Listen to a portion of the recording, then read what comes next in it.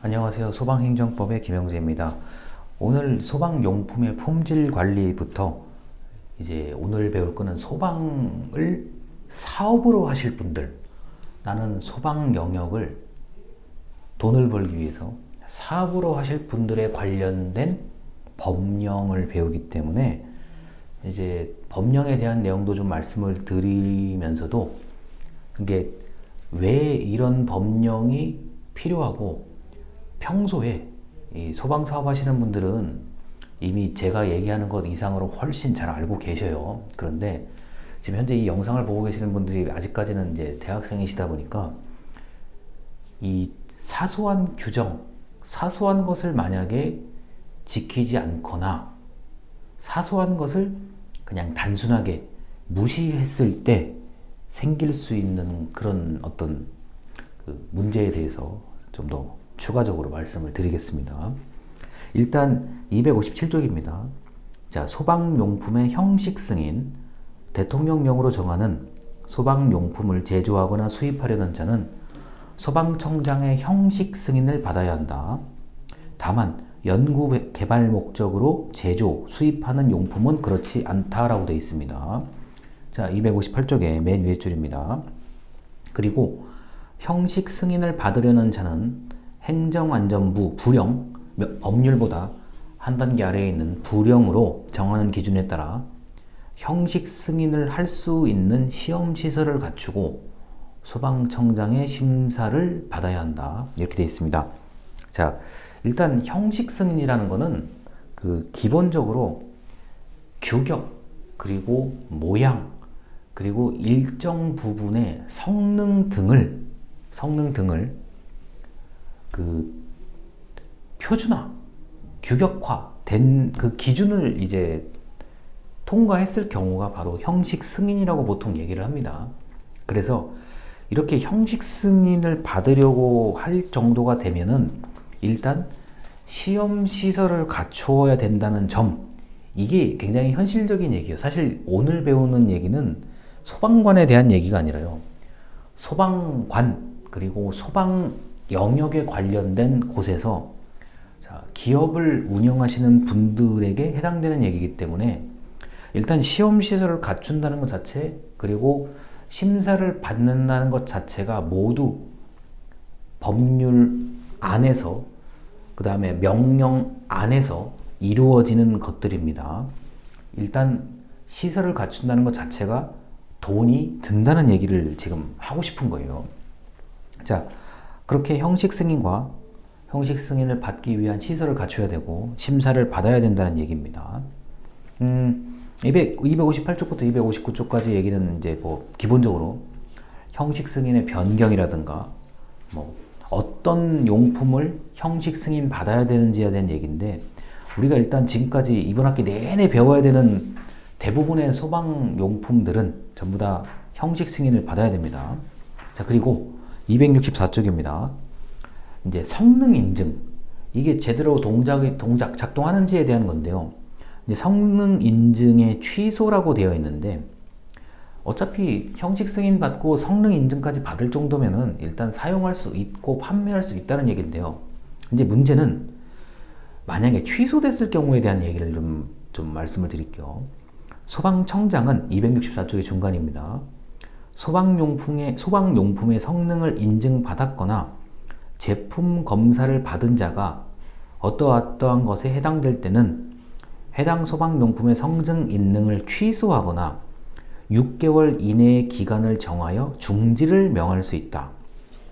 자, 소방용품의 성능이 인증 취소된 자는 그 취소된 날로부터 2년 동안 동일한 품목에 대해서 성능 인증을 받을 수 없다고 되어 있습니다.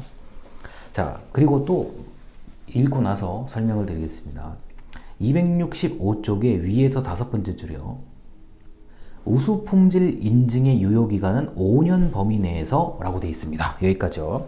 자, 일단 우수한 품질 인증 유효기간은 5년까지인데 아마 여러분이 소방박람회 같은 데를 혹시라도 온라인 또는 오프라인으로 좀 보시게 될 일이 있으면 대체로 그런 데 등장하는 제품들은 일단 제품이 좀 우수하다, 이렇게 아니면 실제로 우수 품질 인증을 받은 제품들이 보통 이제 박람회에 등장하고, 특히나 이제 국제 박람회 수준이라고 한다면 이제 우리나라에서는 우수한 품질이 인증된 것들이 대부분 나온다고 할 수가 있습니다. 그리고 그 취소라든가 규정 위반이라고 하면요, 여러분이 혹시 이 영상을 보시는 여러분들께서 만약에 나는 소방 영역에서 나는 사업을 하고 돈을 벌고 싶다는 의지가 있으신 분이라면, 일단 규정을 위반하고 뭐 동일한 품목에 대해서 2년 이내에는 뭐 다시 성능 인증을 할 수 없다, 뭐 이런 규정이 있긴 한데요. 만약에 규정을 위반하면 이 사실상 폐업이라고 생각을 하셔야 됩니다. 왜냐하면은 어떤 그 제품을 만들기 위해서 투입한 돈이 있고요.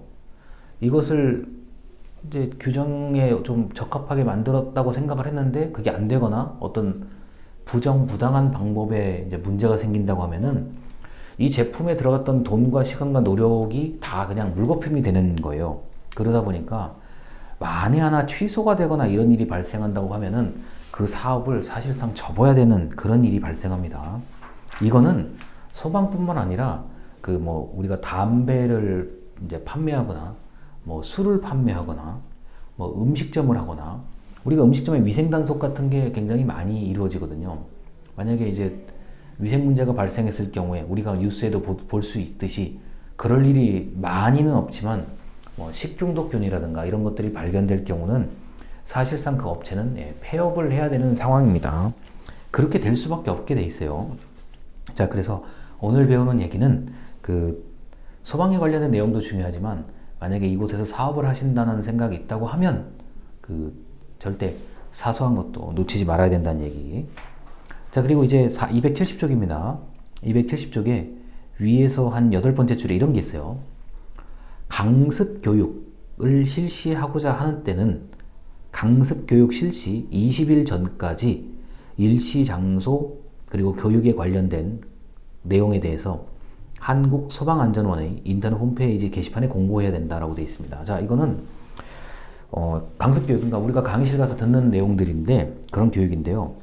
당연히 이거는 문자로 아마 연락이 올 거예요. 또는 인터넷 뭐 홈페이지에 공개가 되기도 하고요. 여러 가지 방법을 통해서 강습 교육을 받으라는 연락이 옵니다. 그리고 271쪽에 위에서 세 번째 줄이요. 자, 만약에 이제 실무 교육에 필요한 계획을 수립하게 되면 소방청장의 인증을 얻어 교육 실시 30일 전까지 통보해야 되고, 소방안전관리자는 선임된 날로부터 6개월 이내에 실무 교육을 받아야 되고, 그 뒤에부터는 2년마다 한 번씩 실무 교육을 받아야 된다. 자, 이것도 마찬가지예요. 30일 전까지 통보한다. 그 다음에 소방안전관리자로 선임이 되면 그 날로부터 6개월 이내에 실무 교육을 받아야 된다. 그리고 2년, 그 받은 날로부터 2년마다 한 번씩 실무 교육을 받아야 된다는데, 역시나 소방안전관리자로 등록이 되면 한국소방안전원 홈페이지를 항상 보셔야 되고요. 또 때에 맞춰서 연락이 옵니다. 그래서 연락이 만약에 안 오면은 본인이 좀 이런 규정을 당연히 알고 있어야 되기 때문에 그 해당하는 시간에 맞게 반드시 교육을 받아야 되죠. 제가 여러분들한테 교육에 관련돼서, 어차피 제가 지금 교육자 입장에서 여러분하고 만나는 거니까요. 교육을 받는 사람, 내가 학생의 입장이라고 하면은 여기 계신 분들은, 특히 재수업 들은 분들은 이건 아셔야 돼요. 빨리 받아야 돼요. 다른 걸 좀 제쳐두고 빨리 교육을 받는 게 무엇보다도 중요합니다. 왜냐면은 항상 우리가 사람 심리라는 게 좀 이따 받으면 되겠지, 이런 심리가 든단 말이에요. 그래서 이런 강습 교육이나 실무 교육 같은 경우는 무조건 빨리 받으셔야 됩니다. 빨리 받아야 내가 시간에 따른 기회비용, 내가 마지막에 좀 시간이 좀 쫓겨서 받을 때 그 기회비용이라는 게 굉장히 크거든요.